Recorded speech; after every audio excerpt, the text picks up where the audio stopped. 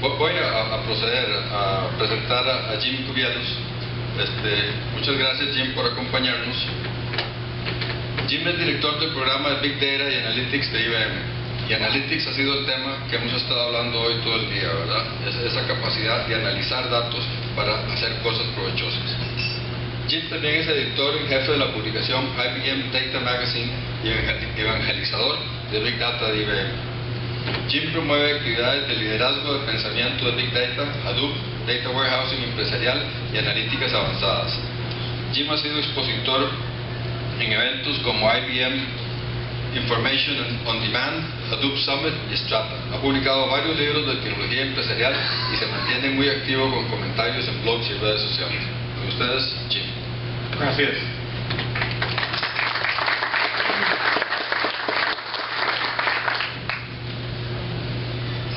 It's a pleasure to be with you here today. Claro que entiendo y hablo de español, pero I'm not fluent enough to carry on an intelligent conversation in anything other than my native tongue. So what I'll do today is I'll deliver the entire presentation in English, and I will speak slower than I normally do to give the translator time to catch up in case you are trying to follow me using this. So big data. Everybody talks about big data, and lots of companies all over the world are doing it, using it for various applications, various purposes. So big data is a ubiquitous part of the modern ecosystems of business, the modern ecosystems of information management and analytics. Really, the secret sauce inside of many applications increasingly, including, if you've been following the news, IBM has a partnership with Apple now to provide cloud services and applications on iOS, iPad, and so forth, for many business applications. Leveraging big data, really fundamentally, we have big data in the palms of our hands increasingly. So I'm here today to talk generally about big data, what it is, and speakers that came before me did a great job really providing you with the basics and beyond the basics, a lot of depth on the various approaches to doing big data. I will not repeat the details that they presented, which were excellent. I will supplement and really take a 30,000-foot view, but also give you a sufficient amount of depth into various approaches for doing big data, the various applications. But I'll also relate the different approaches to what IBM is offering now and going forward in terms of our solution portfolio, not just licensed software for big data, but also appliances, pre-built hardware appliances, plus especially going forward cloud services. The IBM Bluemix portfolio of cloud services now includes big data pay-as-you-go services for Hadoop, for data warehousing, for NoSQL, and for other applications. A lot of commentators have tried to argue that the era of big data, Hadoop and so forth, is causing data warehouses, as we know the term, is causing data warehouses to become obsolete. That is exactly not true. That is the opposite of true. Because a data warehouse is just as important, even more important, in the emerging era of heterogeneous big data. It's more important than ever. Because fundamentally, your data warehouse is where you do data governance, data quality, master data management. It's where your single version of truth data lives. You're still going to need that, a single version of truth to build your business analytics on, to deliver applications that are suited to your needs. Modern ecosystems for big data still will depend on data warehousing. And a data warehouse platform, a good one, is a big data platform in its own right. Really four technologies, and this is the 30,000-foot view level. There are four technologies increasingly that are defining the smarter enterprise. They're cloud computing, big data and analytics, working my way clockwise around this dial from the 12 o'clock. Cloud computing, big data and analytics, social business, and enterprise mobility. I've already indicated mobility, big data. That's, for example, the focus of IBM's in partnership with Apple. But of course, we have a broad range already, IBM, of mobile middleware and mobile applications and mobile tools that are able to deliver decision support downstream to your handheld based on data analytic processing being done in the cloud. Social business. Everybody incorporates social media recently into not only their engagement with customers in the channel, like Facebook and Twitter and the like, but also internally. Many companies now use a social media style collaboration platform as their internal collaboration environment. IBM, we do. We eat our dog food. We use IBM collaboration, which is the evolved social version of what used to be known, what is still known as IBM Lotus Notes. Notes still exist as a product, but really many of our customers have been moving towards more of a social media style collaboration environment. And there's, of course, cloud computing, IBM Bluemix, leveraging not only our organic development of IBM Smart Cloud, but also our acquisitions of SoftLayer and others. Really fundamentally going forward, all of our solutions will be deployed into the cloud as pay-as-you-go services for public cloud services for anybody, but also our enabling big data and information management tools are available for private cloud deployments inside your firewall for those data sets, those applications that for various reasons, perhaps the regulatory restrictions cannot be pushed into a public cloud. But really, big data analytics are fundamental to this vision of the smarter enterprise. It's insight-driven business, decision support, that embraces all of your data. And really, the analytics are constantly adapting through machine learning and cognitive computing to fresh feeds of data. They're learning from fresh data that's coming in from disparate sources. You're able to forge deeper relationships both with your customers and your partners and internally by leveraging the power of social media and collaboration environments that are built on it's often known as user-generated content and the like. And then really to make your business more client or customer-centric in many ways, to do personalization of your interactions with customers based on a 360 report on all the data about those customers, their interactions with you through clickstream analytics on your portal, perhaps location contextual intelligence on the customer based on what's called machine data being sourced with their permission from their mobiles and so forth, to make you more of a digitally savvy business or a digitally savvy government agency or whatever you happen to do. Fundamentally, big data is fundamental to this entire promise. It's really the new world of business as it's practiced everywhere on the planet. So the world of big data and analytics is rapidly expanding, and clearly, Theodore could have gone on and on with greater depth in each of those slides, which were already full of detail. There's so much going on in the big data arena everywhere. It's not just at IBM. We've got a huge portfolio. Our competitors do. There's a lot of startups like Cloudera and so forth that are doing really interesting things. And if you just look at the sheer range of not just vendors, solution providers, but also the sheer range of approaches established and emerging for doing big data, it's enough to give you a headache. You make your head explode. Things like Apache Spark is such a hot technology, and we have begun to invest in Apache Spark as well. In fact, we have a partnership with Cloudera and others to go down that road. So you see the big data arena from a competitive standpoint. Companies that IBM might be regarded as a competitor of, we're also a partner with when the opportunities for us individually and collectively are right. It's a very vibrant marketplace, so it's really hard to, you shouldn't be painting the competitive landscape as us versus them. Really, and fundamentally, the market for big data analytics solutions is growing so much that these kinds of agile partnerships are absolutely essential for us all to address the wide range of requirements that we're hearing from our customers, all of us. Fundamentally, big data analytics is rapidly expanding. It's an untapped resource worldwide. It can empower everyone in the organization with data-driven insights in the palm of their hand, on their desktop, in a smart home environment or a connected car environment or whatever it might be. and really to drive increased value. You can do powerful things with big data in the cloud or on premise and so forth that you can't necessarily do at all or as well or as swiftly with smaller scales data, with quote unquote small data. There are opportunities where big data is concerned to derive insights that you just couldn't realize before this new era. Before I get into a definition and beyond of big data, let's look at the long historical perspective. I'm with IBM. We've been around for more than 100 years.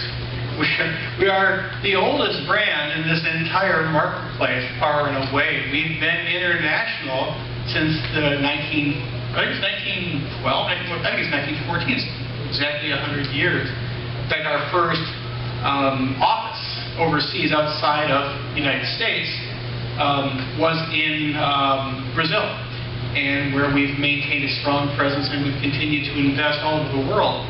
Not just sales offices, we do R&D all over the world. We have labs in Asia and Africa and Latin America and beyond. There are smart people everywhere, and so what we've been doing from the very start is, well, if you look at, we all know this, you're in IT.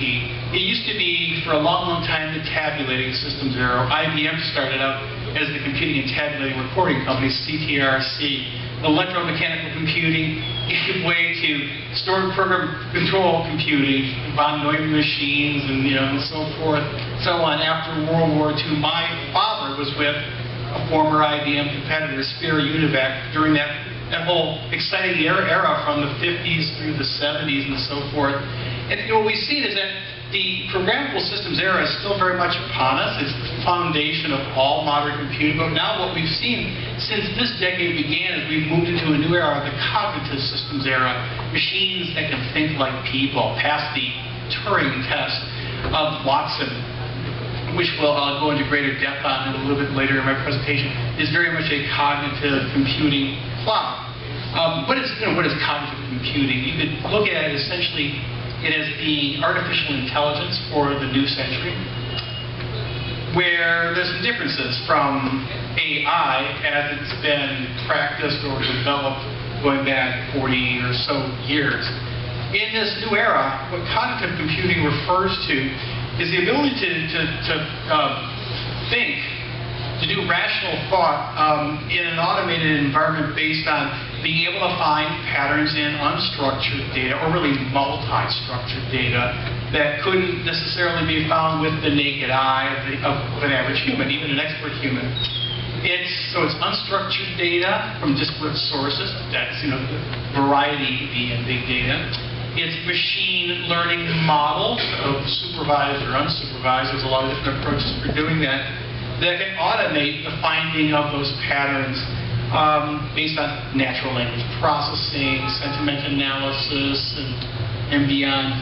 And fundamentally, cognitive computing depends on all of that, plus the ability to automate to a great degree the delivery of the insights downstream to the various applications, whether they be business intelligence, performance management, on your mobile handset and so forth, in a dizzying array of channels, based on rich metadata, but also based on capabilities such as decision management and next best action and so forth. So really, cognitive computing means many, many things, but fundamentally it's the ability to learn from data, to replicate and then some accelerate rational thought processes of perception, memory, judgment, learning, and reasoning. Now, big data. I think we're all sick and tired of hearing everybody use the same core definitions, but that's good, actually. I think it's because we've achieved as an industry consensus on what we're talking about here. It's a continuum from the olden days. Data is never going to get smaller. It's been growing in volume, velocity, variety for as long as any of us have been alive, and will continue to do so to new orders of magnitude. There's the 3 V's or 4 V's. We use a 4V framework, and it's a good shorthand for understanding what's new about this new era that wasn't there before. Volume. As the previous speaker pointed out Used to be all data applications were what we now regard as small volumes, less than a terabyte of data, stored data, in your storage devices. This new era is increasingly, the gigabytes and megabytes. That's way too small for most business applications. More and more businesses of large and small are going to terabytes and beyond terabytes, to petabytes of data, stored data. Maybe not all of it on their own premises behind their own firewall. Maybe, increasingly, in fact, more and more of the data will be stored in the cloud on a pay-as-you-go basis in the IBM Smart Cloud or others. But fundamentally, we're moving to an era of petabytes and exabytes and beyond, are becoming more common and more cost-effective as the cost of storage continues to drop. The varieties continue to grow. Where it used to be all data applications since the early 70s, when IBM invented relational database technology, it was always structured, relational, third normal form, and that still is the mainstay of most enterprise data applications. One variety, structured, relational. Multi-structured, it's all the unstructured data from the social media, from enterprise content management systems, and a variety of other sources, plus the structured data, let's say that's in your CRM system or your financial analytics database, your transactional processing system, and so forth, in a common repository or a common database architecture, be it Hadoop, be it NoSQL. There's a variety of different ways to manage and store and process multi-structured data. But the varieties are growing. There's the sheer range of different data sources and types will continue to grow and grow and grow, especially now that the Internet of Things is coming along, where these things are both sources of data and consumers of data, automated systems, including your smartphone, that are taking action based on local data and analytics being performed in the cloud. And so you've got to imagine that the sheer range of types, including streaming media, will continue to grow in variety. Velocities used to be that all data applications were involved batch processing. Data was moved overnight in batches from source systems to your data marts and data warehouses and so forth. Well, now what we see is that the entire world runs in real time, streaming, continuous processing, stream computing, middleware capabilities like IBM InfoSphere streams. Queries are instantaneous now. Google has spoiled all of us.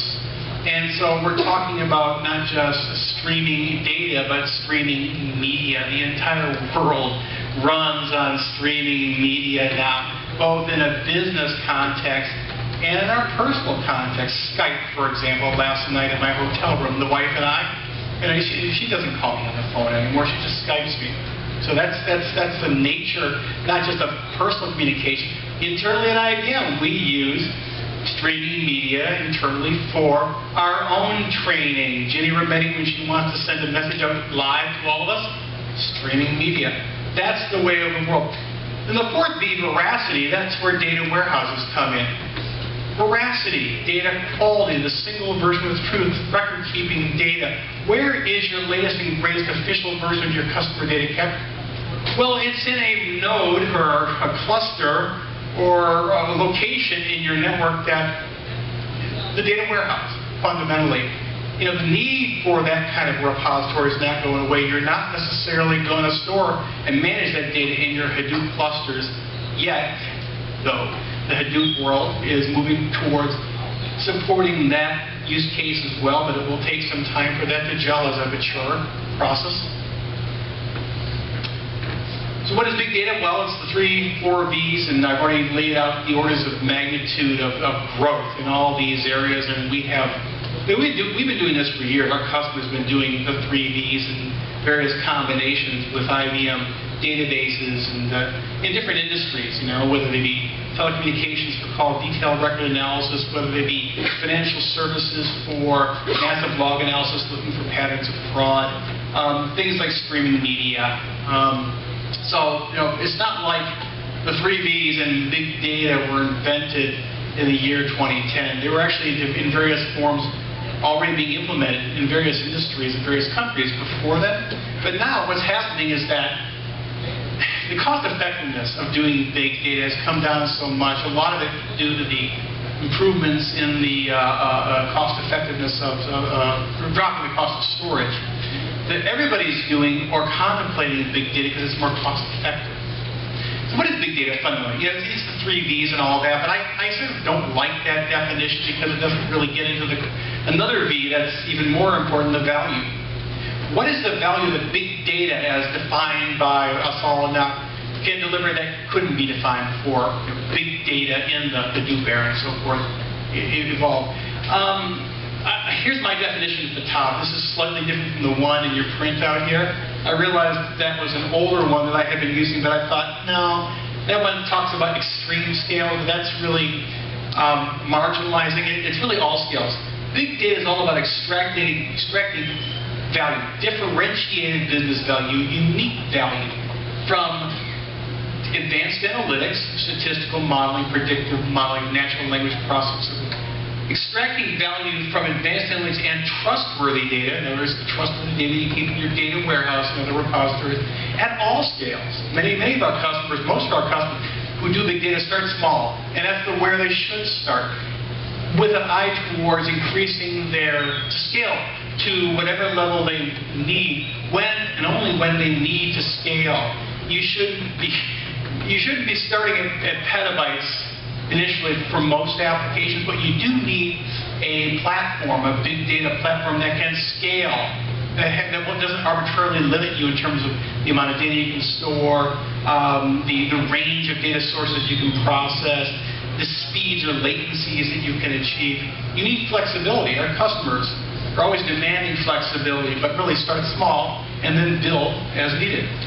So there's a lot of myths that have grown up around the term big data, which, by the way, I don't remember in use in the industry before 2010. 4 years ago, almost exactly, when I was still an industry analyst, I was at Forrester Research before joining IBM. A vendor who is now my competitor, shall not be named, a good company, I'm not going to malign them, they invited me to keynote a conference that was called Big Data Insights. And the theme was big data, and that was in the fall of 2010. At that time, that was kind of new. Like, oh, okay, they're going to market under this term, big data. I haven't heard anybody else doing that yet at that point. And then, starting that fall, everybody started, including IBM, my future employer, I didn't know it at the time, started going to market with the term big data. It's not a brand new topic. It's not a brand new set of practices. So a lot of myths have run around this new term, and I'll just dispel the leading myths. You know, there's the myth that big data is only about unstructured information coming from social media and so forth. Absolutely wrong. Big data is about all of your data. Most big data projects include structured information sources, transactional OLTP data. Another myth is that big data technologies require huge amounts of data. I mean, the term big would seem to imply that. But that's false, because flexibility in that data size is the most important aspect. You want, what we say in English, the headroom to grow your environment when you need to scale to larger amounts of data, when the ROI supports that for whatever project you're undertaking. Most data scientists who are doing development of MapReduce modeling in their big data sandboxes start in the relatively low terabyte range, there's 20, 25 terabytes and so forth, and then maybe expand and build their clusters out as their needs grow. So, even those, like Hadoop developers in Silicon Valley, many start small and go big. They don't necessarily have all the funding initially they need to go big, so they got to start somewhere. Big data projects are expensive. That's another myth. You should start small and grow fast, and really as the price of platforms, of the enabling hardware and software, and of the expertise. New job categories like data scientists, they're still a bit pricey, but they're rapidly coming down in price for lots of not just the expertise. The cost of storage continues to drop. Cloud computing has come along with a lot of alternatives, including our own Bluemix, that are cost effective if you're starting small, pay as you go. So big data projects are not necessarily expensive. Don't believe that. Another myth is that big data projects were a big bet your business idea. That's absolutely not true. Most projects are about making data more readily available. The data you already have are readily available to all of your decision makers at all levels, from the executive down to the operations. So it's all about harnessing the data that you already have, using tools like IBM Data Explorer to find where your big data is and what it is, and to be able to profile it so that you can determine what valuable data there is that you can bring into your next project. Maybe it's on, IBM Pure Data System for Analytics, for data warehousing. Maybe it's on IBM InfoSphere Big Insights for Hadoop. Fundamentally, you don't need a big idea to do big data. You simply need a decision support application. You need some other business application that can benefit from the new insights you gain from big data. And then there's the myth that big data is just Hadoop. Because it's a funny word. It's a made-up word. It doesn't mean anything. Hadoop, Hadoop, Hadoop. I like to say it too. It's nice to have a toy elephant to play with to illustrate it. That's absolutely not true. Data warehouses, massively parallel enterprise data warehouses that can scale to petabytes in a multi-rack configuration, such as IBM Pure Data System for Analytics, which of course is the evolutionary successor of the IBM Netezza portfolio. That's been big data for several years, big data capable, scalable for several years.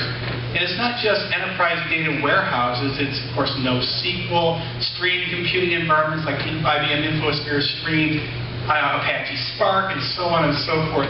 There are diverse technologies that can scale to any or all of the V's.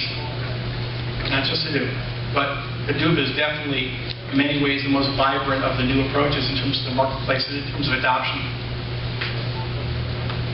Big data exploration is a very important use case that many customers have adopted Hadoop for, but you can also, and many customers do, in fact, use data warehousing for that purpose as well, for sandboxing, for development of predictive models and so forth.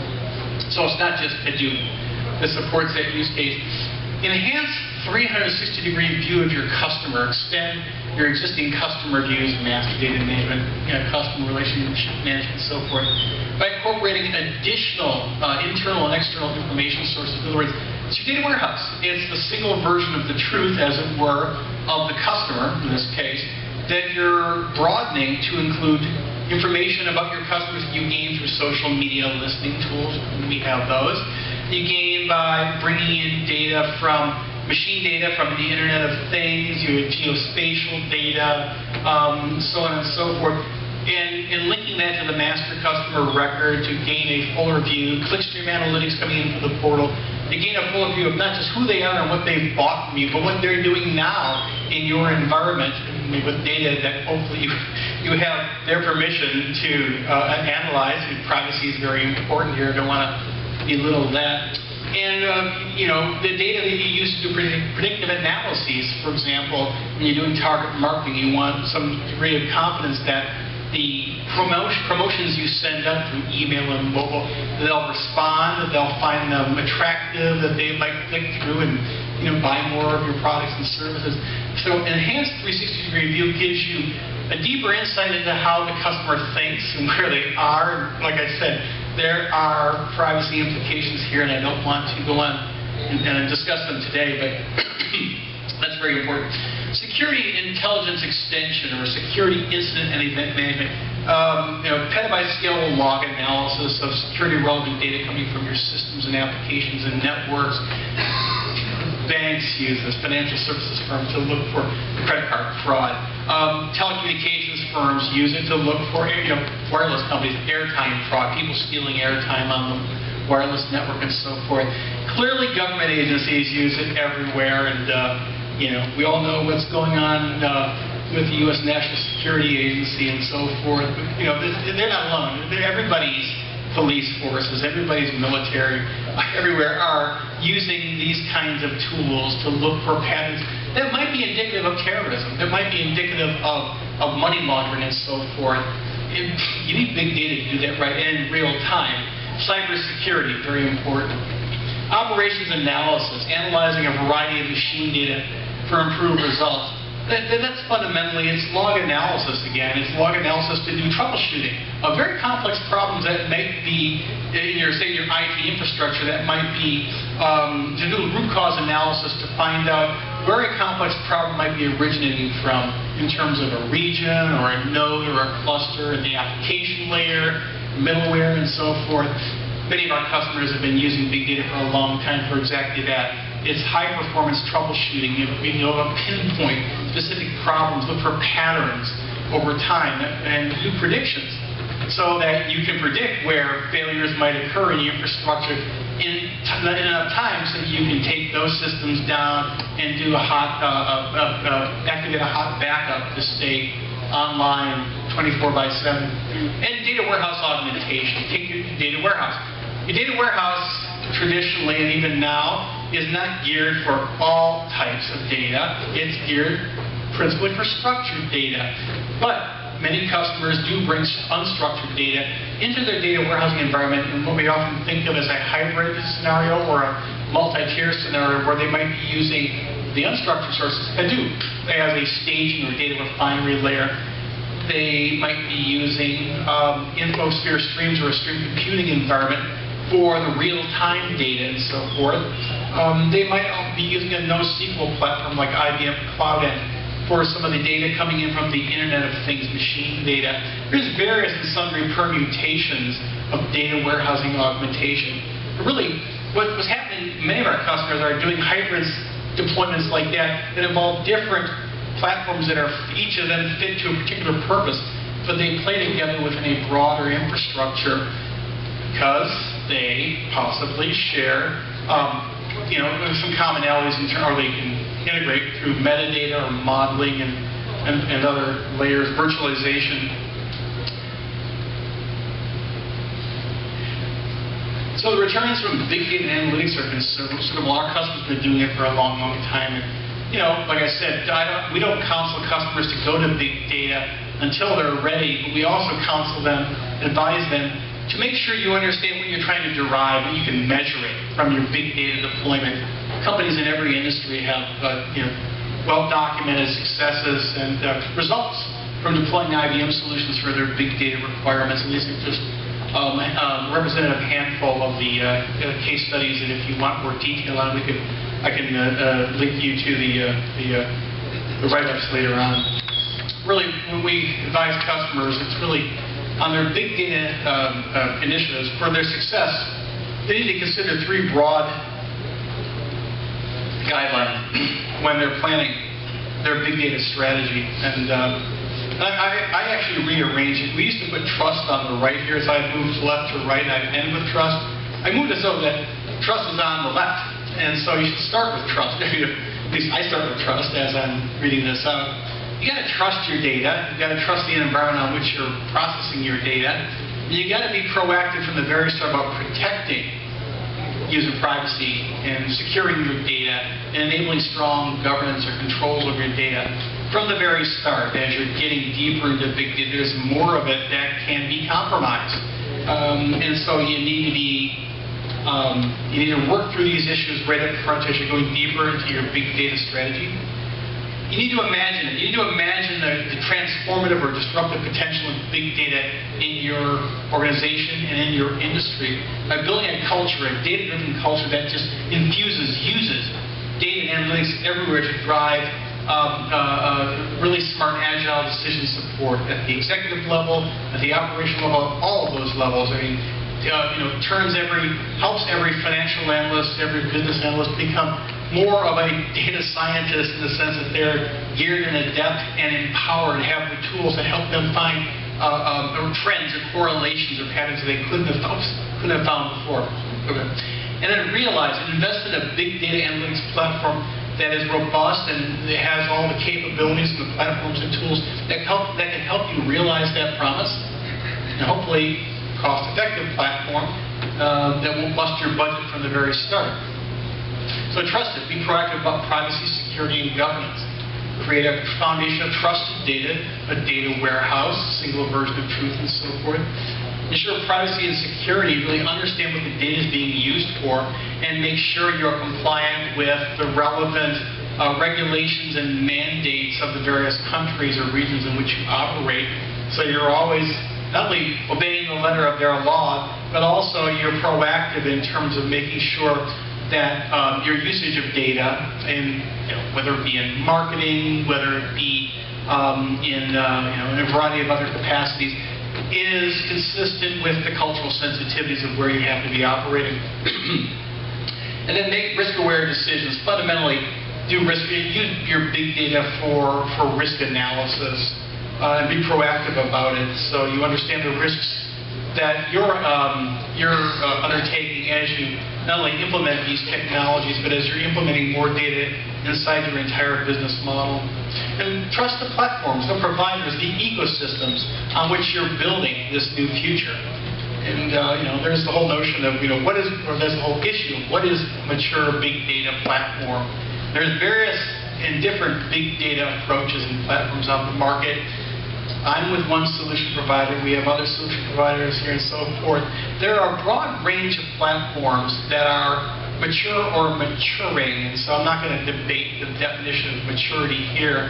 But the good thing is, big data in all of its main manifestations in terms of data warehousing, Hadoop, and some of the other core technologies, is mature enough and deployed enough, field-proven enough, over a sufficient number of years now that you can trust going forward that it will continue to be a sound investment, and that we don't believe that the Hadoop market is going to become obsolete anytime soon, nor do we believe that data warehousing, our DMSs, are going away.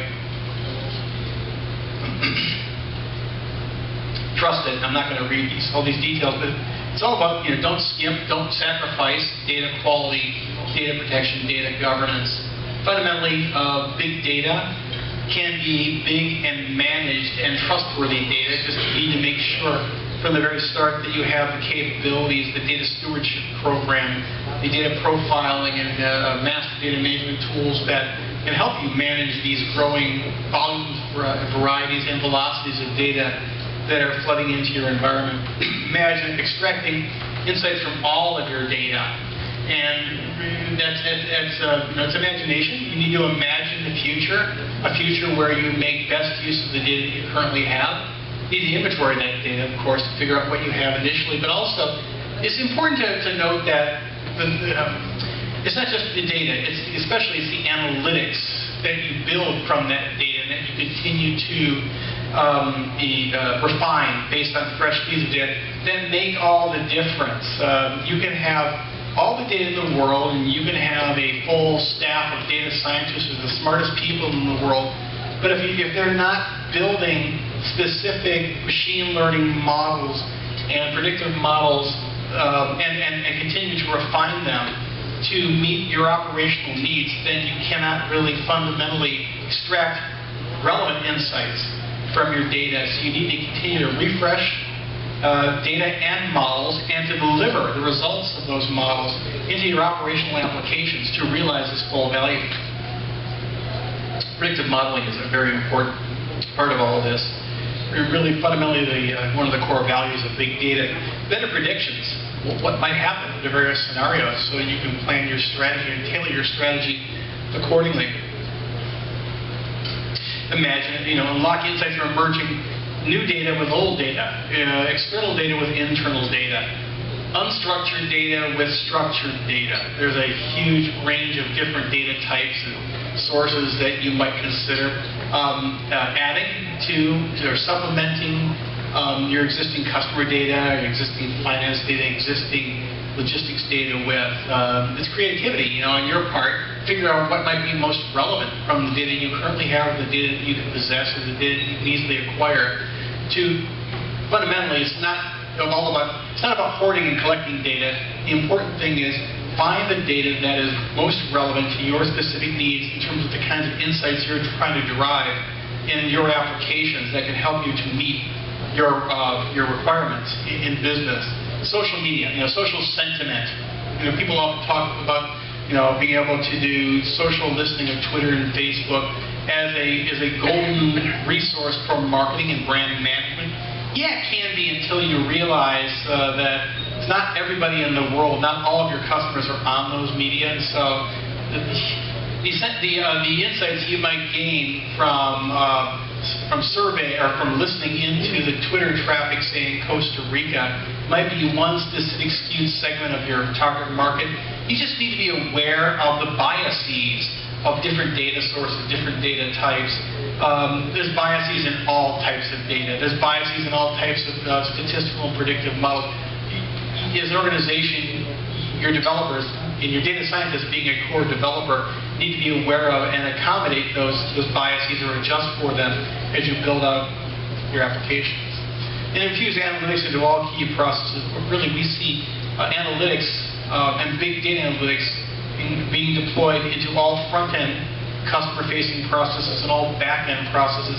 In many, if not most, of our clients in most industries now, it's pervasive. Some out in the internet or the punditocracy act as if big data is some highly specialized application that's only implemented in Silicon Valley. That's the exact opposite of the truth. It's becoming universal. It already is universal in terms of adoption. And then deliver these insights throughout your enterprise. And really, this is just the range of different users now, stakeholders, for big data and analytics who are using it for decision support or for statistical and predictive modeling. This is just representative of our customer base and really what our competitors are seeing too. Everybody's using it. Everybody wants access to these insights, and that's why this is such a vibrant market. Everybody knows they have to invest in a big data strategy at some point in tooling to get there. And imagine every industry can benefit from big data analytics. And actually, this list of industries and applications is not brand new. In various forms, it's been in the IBM PowerPoint deck for several years, including the customers of ours who've invested in Netezza and DB2 for big data applications. These are already well-established use cases in many industries for big data. So it's not limited to any one market, any one geography.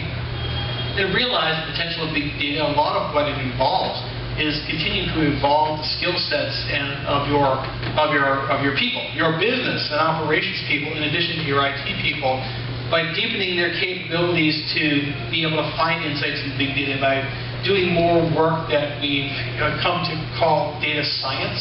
But data science is not really a brand new set of practices either. It's not like they have to go back to the university and get a PhD. Statistical predictive modeling has been done for more than 40 years. SPSS and other SAS and all those other tools have been doing statistical modeling in a business environment for years and years.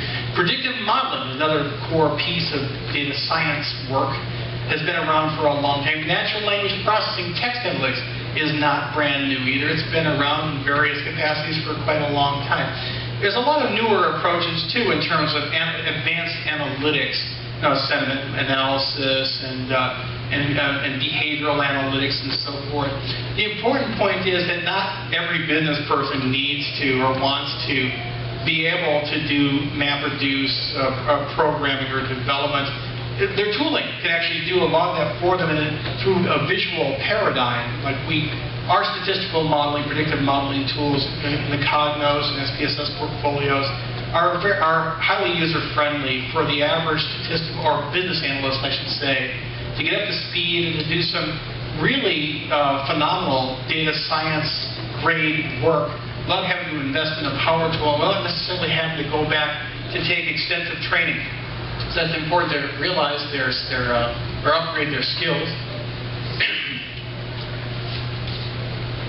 Realize the potential of big data. Really fundamentally, it's all about decision support. Decision support as the core use case for all these tools is not a brand new phenomenon either. That's the foundation of decision support systems, obviously. Business intelligence system, performance management system, that businesses everywhere and government agencies have been using for years and years. It's all about being more right more often. And there are opportunities to be more right more often if you have more data and you have more sophisticated tools to look for these patterns that might not be obvious at smaller scales and with less sophisticated modeling tools. So being more right more often, we like to think of these spectrum analytics as encompassing the various time horizons here in any decision. You want to know what is happening now. You want to discover in real time concurrent data that's streaming in. What's going on? That current data that might be streaming in might be click streams on your portal, it might be mobile data, it might be Internet of Things data or whatnot. But fundamentally, what is happening right now? Current complex event processing is another term, stream computing. Why did it happen? Reporting analysis, historical data analysis, business intelligence, data marts, operational data stores. Historical context means a lot. You can't really understand the present unless you have a deep feed on the past. What could happen? Predictive analytics and forecasting, very important. Obviously, if you're planning, you want some confidence that you have a good handle on what might happen under various scenarios. So you want to realize the maximum return on your marketing campaign, or you at least want to prevent bad things from happening. You want to be able to stop security infractions before they take place, cyber threats. And what action should I take? Decision management, prescriptive analytics. Fundamentally, it's all about decisions of what should I do now based on this whole 360 past, present, future view that's based on data. So realizing the promise from big data involves harnessing all data, structured and unstructured, in all paradigms, past, present, and future. Do deep exploration, and this is a simplified view of a big data architecture we often use for explanatory purposes to help customers relate all these different approaches that do in NoSQL and RDBMSs to how they would architect this to enable to achieve that vision. You ingest your data into a data refinery, a landing zone, a staging layer, such as IBM Infosphere information server. You might do real-time ingest and processing in a real-time analytics zone, such as IBM Infosphere Streams, complex event processing, and so forth. You would usually do your data exploration in a data science sandbox that might be built on Hadoop and whatnot. So you would do in Hadoop analytics to look for patterns on multi-structured data that might not be obvious at lower scale. When I say it might not be obvious, things like micro-segmentation in your marketplace.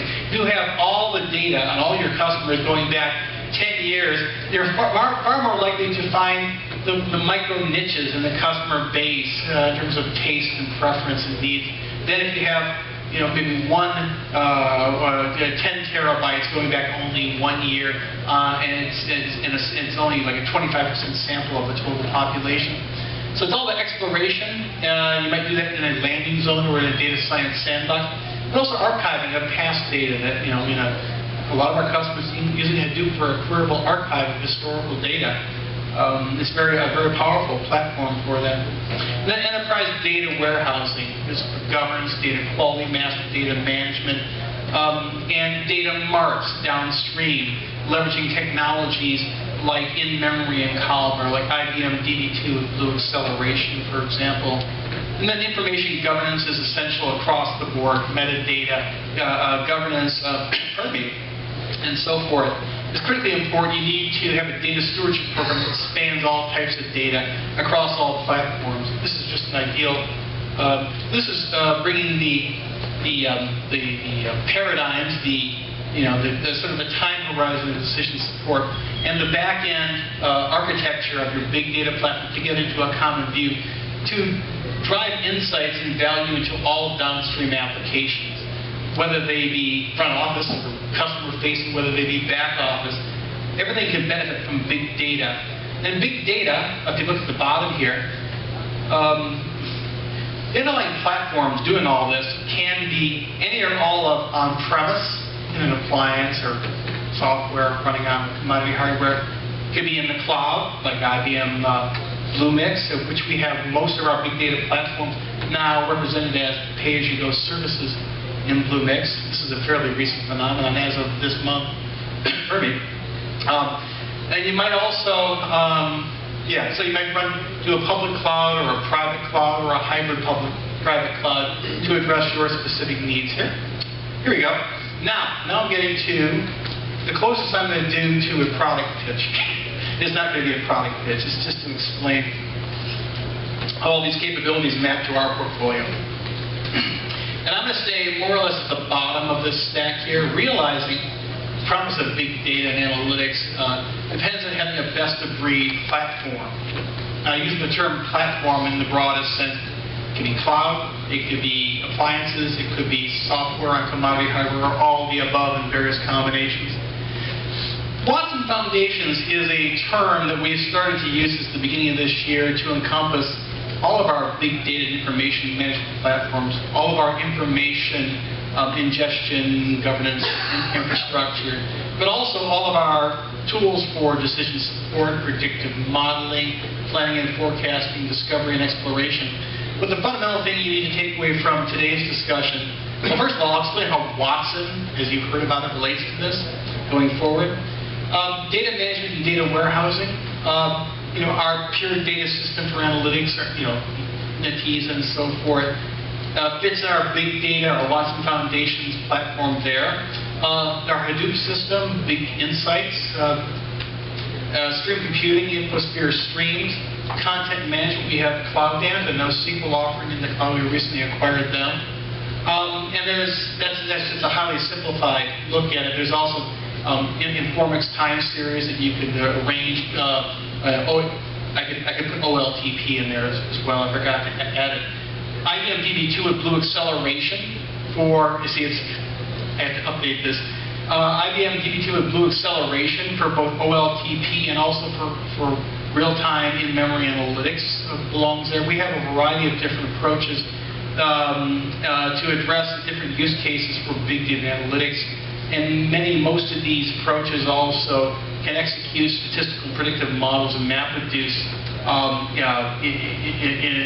in embedded environment. So fundamentally, what Watson Foundations is it's a name for our entire portfolio and evolving portfolio of information management offerings. And really, it addresses all of those time frames: predictive, real-time, historical data analysis, does in-memory computing through Blue, a technology that we're continuing to bring into a broader range of our information management offerings through deep investments. We're doing Internet of Things as well through the CloudApp portfolio, and of course yesterday's announcement of the partnership with Apple. My sense, my CEO didn't consult me, but my sense is that a lot of that will involve machine data coming from Apple devices that'll be processed in the cloud. Another term for that scenario is Internet of Things. You can best believe that a lot of Internet of Things applications will run in the Watson Foundations platform going forward. And CloudApp, in fact, is one of our core data platforms for that. Data governance through our whole Infosphere portfolio, security and privacy represented by a number of tools there. And this is my last slide, and I'm not going to go to town and read everything here, but it's important to point out that Watson, which is a term that people started becoming familiar with and a product about 3 years ago when it was demonstrated very convincingly and entertainingly on the game show Jeopardy. Watson was born in IBM Labs, and it's an example of how we're able to commercialize R&D on a fairly regular basis into commercial products that we bring into our core portfolio. So Watson leverages what we demonstrated on Jeopardy and going forward under the Watson Solutions division. It incorporates the best of IBM technology, open source and IBM technology, Apache Hadoop, which is the foundation for Big Insights, and then some. Is there. Our natural language processing portfolio is represented and integrated into the Watson platform.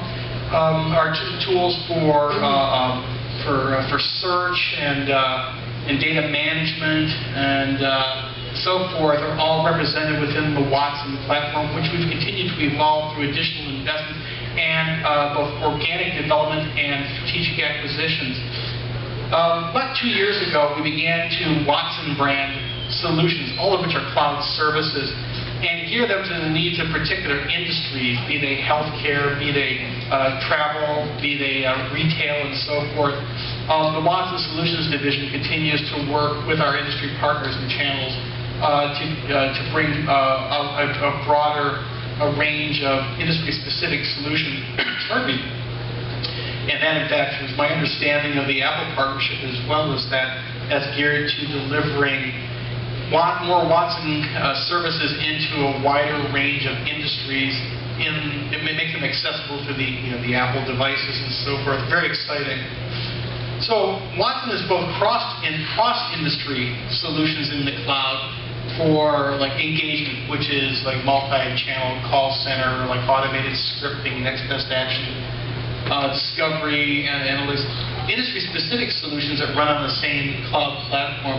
But also Watson branded solutions include an ecosystem of tools for ISV or developer enablement, the Watson Developer Cloud, the Watson Content Store, the Watson Talent Hub to help our channel partners, data scientists. Our channel partners find really smart data scientists with expertise in Watson to help them build and tune applications of Watson for their particular markets. Watson Foundations, which I laid out, like I said, at first blush, you would say, oh, they're just renaming the entire category. There's nothing new there. But in fact, what we're doing is that all these different solutions we've been providing for a long time, we're bringing cognitive computing, unstructured data, machine learning, and all the Watson technologies into this entire portfolio. Clearly, as a big investment we're making, it will take a few years to bring more of Watson as it's been known in the industry more completely as sort of a unifying thread throughout this portfolio. But we're very serious in terms of our investments going forward. And then Watson-enabled solutions of our partners and, of course, of our IBM product groups will follow. Are in fact starting to come out that incorporate these technologies and are built for cloud-based deployment first and foremost and only. Watson is a cloud services platform that leverages cognitive computing. So really, that's the end of my formal presentation, and I'll take preguntas, and I'll have to put this to my ear so I can hear the translation. ¿Alguna pregunta? Okay, señor.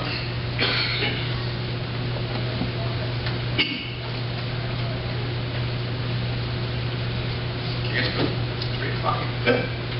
I didn't go too long. I don't want to keep everybody too... Hola. ¿En inglés está bien? Puedo oír. Escuchar. Okay, so what's the current state of technology in order to perform well-worth predictive analysis that will add real business value? What's the current state of what technology again? Of technology in general that we're talking about to predict information that will add value to business. Oh, to predict what new sources of data might add value in the context of a particular application or use case? Well, it's called data discovery tools and data profiling tools. IBM, a little over 2 years ago, we acquired one of the leading companies in the well-established data discovery market. That was Vivissimo. Their technology is the foundation of the product we now put a market under as IBM Data Explorer. Really, the state of the technology for data discovery is advanced visualization. It's a semantic search capabilities. It's stream computing for real-time interactive exploratory analysis of fresh data coming in from various sources. It's the core technology of Watson, which I didn't list a moment ago, called deep Q&A, deep question and answer, which is the foundation of everything cognitive computing, which really involves being able to learn from fresh feeds of data using machine learning models that can anticipate the next query and can identify the right data and the right analytics to provide inline conversational support for example, bring this, when you think about bring this into context, you remember the performance on Jeopardy. It wasn't pre-recorded. I mean, Watson was operating live there in the context of Alex Trebek, the host, would ask a question. And then Watson was actually being fed the textual analog of the question, and Watson was responding in real time based on the question, but also based on inline predictive analytics of which of, it might be a dozen potential answers to a given question. Which of those Watson had the most confidence in based on any number of attributes about those query results. So Watson was able to continue to adapt its responses and respond to text to voice, to Alex Trebek and to broadcast, based on its evolving understanding of all the different data at its disposal, based on its understanding of which past responses, if not on jeopardy in other contexts in which Watson has been trained, it might indicate that response that Watson was currently considering making was the best response. But again, it's called adaptive machine learning, and that's foundational for Watson to be essentially a smart conversational partner that's essentially like a very smart research assistant at your disposal, who's not just giving you what's called a pat answer. Watson is generating the answer on the fly with a high degree of confidence. It's really artificial intelligence based on learning from fresh data. Those are the enabling technologies, and that's really been the foundation of our R&D in the Watson labs for quite a long time. And that's we're going to bring that technology into all of our decision support tools. We've at least announced that's our roadmap, and we're making investments in that area. We've brought best and brightest data scientists and computational linguists into IBM. In fact, we hired far more data scientists and PhDs and have a wider range of Nobel laureates on staff than anybody else, because we take seriously the need to really bring the best and brightest thinking, innovative, disruptive thinking, into the development of these applications. Fundamentally, data scientists are developers at IBM, and data scientists are the core developers of big data applications at many of our customers as well. We groom them. ¿Alguna otra pregunta? Okay, we get this up here. Okay. Tal vez un comentario, yo quería hacer un comentario, no sé si todos vieron ayer la noticia del acuerdo entre Apple y IBM.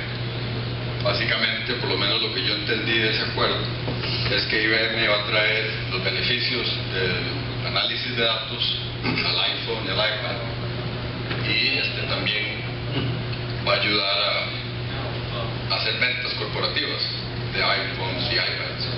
Y acabo de fijarme en el teléfono, y hoy las acciones de IBM subieron un 2% y las de Apple cayeron un 0,5%. ¿Eso es sentimiento? No sé. I don't own stock in my employer, nor do I own stock in my partners or competitors, so I don't worry. Bueno, si no hay ninguna otra pregunta, muchas gracias, Jim.